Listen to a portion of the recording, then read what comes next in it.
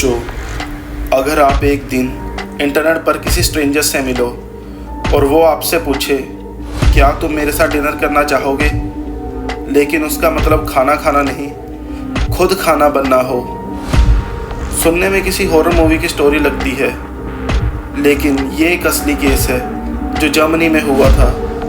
एक ऐसा केस जिसने पूरी दुनिया को शॉक कर दिया, और सबसे हैरान करने वाली बात, विक्टिम ने खुद इस सब के लिए हाँ कही थी। ये है द रोटनबर्ग कैनिबल केस।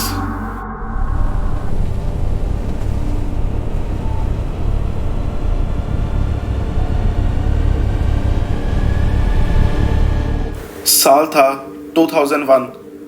जर्मनी का एक छोटा सा टाउन रोटनबर्ग में रहता था एक आदमी जिसका नाम था अरमाइन स्मीव। बाहरी दुनिया के लिए वो एक नॉर्मल इंसान लगता था, ना कोई क्रिमिनल रिकॉर्ड, ना किसी को उस पर शक। लेकिन उसके दिमाग में सालों से एक डार्क ऑब्सेशन चल रहा था। उसकी एक अजीब फैंटेसी थी, और इसी फैंटेसी को पूरा करने के लिए उसने इंटरनेट का सहारा लिया। उस समय इंटरनेट नया नया पॉपुलर हो रहा था। ऑनलाइन फॉर्म्स और चैट रूम्स तेज़ी से बढ़ रहे थे, और यहीं से शुरू हुई एक ऐसी कहानी जो हिस्ट्री के सबसे बिज़ार क्राइम केसेस में से एक बन गई। अरमाइन ने एक ऑनलाइन फोरम पर एक एडवर्टाइजमेंट पोस्ट की।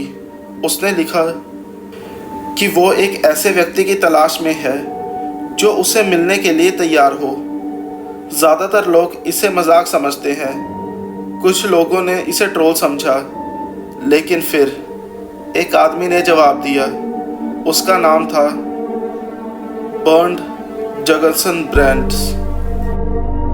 दोनों ने ऑनलाइन बातचीत शुरू की, और धीरे धीरे उनकी कन्वर्सेशन और सीरियस होती गई। इन्वेस्टिगेशन के मुताबिक दोनों ने मिलने का फैसला किया, और मार्च 2001 में जर्मनी में उनकी मुलाकात हुई। और यहीं से शुरू हुआ वो इंसिडेंट जिसने दुनिया भर की हेडलाइंस बना दी। सबसे हैरान करने वाली बात यह थी कि काफ़ी समय तक अथॉरिटीज़ को इस इंसिडेंट के बारे में पता भी नहीं था।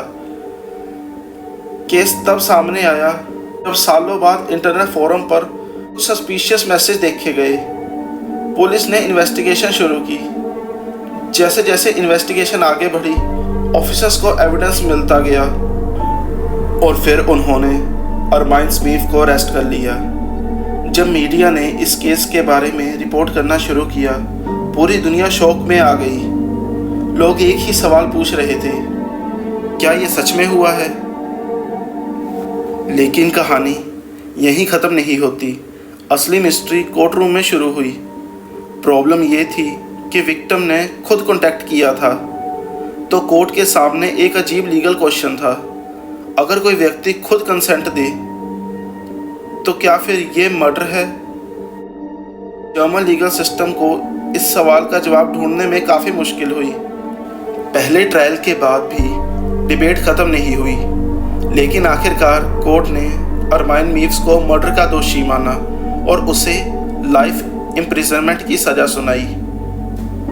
आज भी रोटनबर्ग कैनिबल केस क्रिमिनोलॉजिस्ट और साइकोलॉजिस्ट और लीगल एक्सपर्ट्स के लिए स्टडी का सब्जेक्ट बना हुआ है। कुछ लोग इस केस को इंटरनेट के सबसे डार्केस्ट साइड का एग्जाम्पल मानते हैं। कुछ लोग इसे साइकोलॉजी का एक्सट्रीम केस कहते हैं, और कुछ लोग आज भी इस बात पर डिबेट करते हैं कि कंसेंट और क्राइम के बीच लाइन कहाँ ख़त्म होती है। एक बात तो पक्की है, ये केस मॉडर्न हिस्ट्री के सबसे स्ट्रेंज और डिस्टर्बिंग केसेस में से एक है, और शायद इसीलिए लोग आज भी इसे भूल नहीं पाए। आपका इस केस के बारे में क्या कहना है? क्या कंसेंट किसी क्राइम को लीगल बना सकता है, या मर्डर हमेशा मर्डर ही रहेगा?